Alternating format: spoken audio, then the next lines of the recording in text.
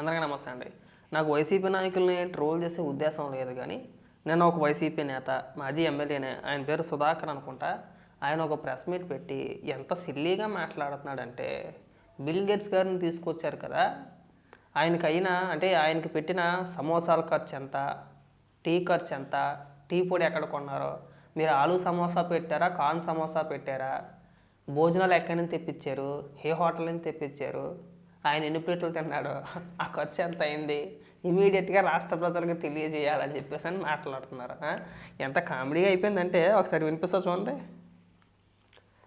నువ్వు విదేశాలకు వెళ్ళి క్రికెట్ చూసడానికి ప్రత్యేక విమానాలకి నువ్వు పెట్టే ఖర్చు, నేను అడుగుతున్న మీడియా మిత్రులు కూడా రేపు ఈ రోజు బిల్ గేట్స్ కి పెట్టిన టీ ఖర్చుల వివరాలు రేపు ప్రకటించాలి.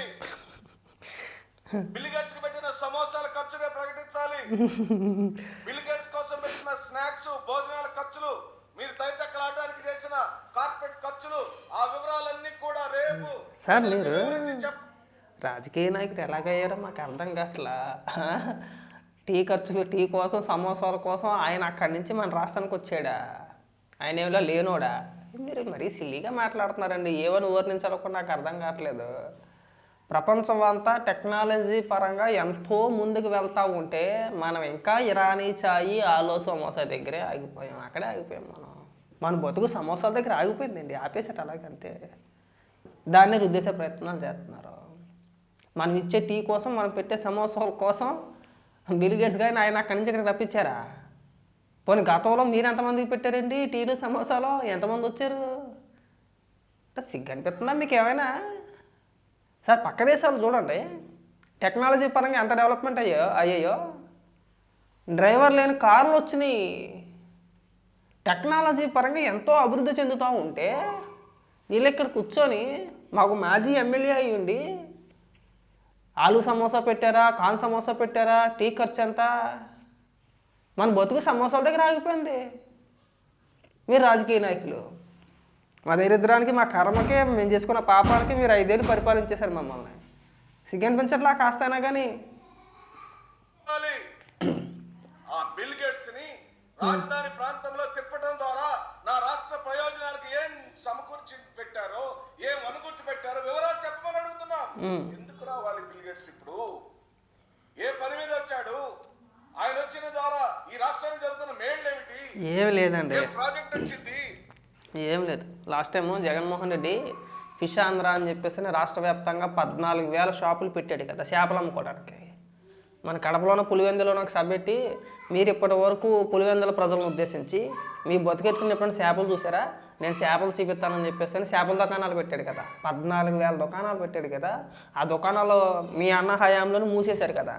ఇప్పుడు జగన్మోహన్ రెడ్డి పేరు రాష్ట్ర వ్యాప్తంగా చిరకాలం గుర్తుండిపోయేలా ఉండాలని చెప్పేసి అని ఆ చేపల దుకాణాలని మళ్ళీ ఎలా తిరిగి ఓపెన్ చేయాలి, జగన్మోహన్ రెడ్డి బొమ్మిట చేపలు మళ్ళీ ఎలా అమ్మించాలి, మీరు తీసుకొచ్చిన చేపల దుకాణాల వల్ల ఎంతమందికి ఉపాధి దొరికింది, దాన్ని ప్రపంచవ్యాప్తంగా మీరు తీసుకొచ్చిన చేపల పథకాన్ని ఏ విధంగా అమలుపరచాలని చెప్పేసి అని చర్చించడానికి పిలిచారు.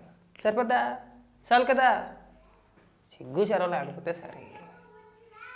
మన రాష్ట్రానికి ఆయన వస్తే ప్రపంచం మొత్తం మన వైపు చూస్తుంటే ఆయన ఎందుకు రావాలండి? సమస్యల కోసం, టీల కోసం వస్తారా? బుర్ర బుద్ధి జ్ఞానం నువ్వు మాట్లాడుతున్నావా? ఎవరి గురించి ఏం మాట్లాడుతున్నావు? కనీసం ప్రెస్ మీట్ పెట్టేటప్పుడు నీకు ఆ మాత్రం అవగాహన ఉందా? ఇంకో 2 రోజులు పోతే ఆయనకి తిండి లేక ఇక్కడికి వచ్చారని చెప్పని కూడా మాట్లాడతారు. అలా మాట్లాడినా ఆశ్చర్యపోవసరం లేదు. మాట్లాడండి. ఆయన ఏం టెక్నాలజీ తీసుకొచ్చాడా? ఇంకా చేపతను నాకు సిగ్గా ఉంది.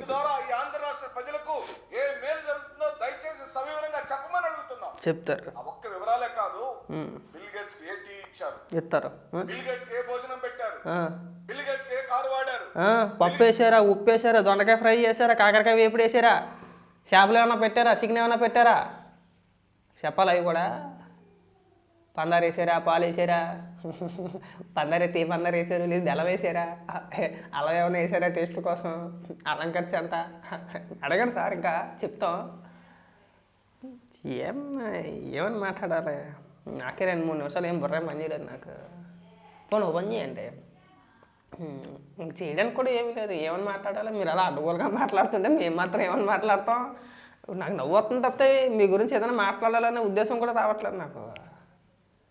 సరే కొద్దిగా మీకు అంత ఇది లేకపోతే మాట్లాడడం మానేయండి, కానీ మరీ చిల్లరగా మీరు ఎక్కడో సమోసాల దగ్గర ఆగిపోయారని చెప్పేసి అని మమ్మల్ని కూడా సమోసాల దగ్గర తీసుకెళ్ళిపోయి అక్కడ ఆపేమాకండి. సిరాగ్గాన బిల్ గేట్స్ గారిని తీసుకొచ్చి మీరు ఏ టీ పొడి వేసారు, ఏం భోజనం పెట్టారు, ఆ భోజనంలో పప్పు వేసారా, నెయ్యి వేసారా, సాంబార్ వేసారా,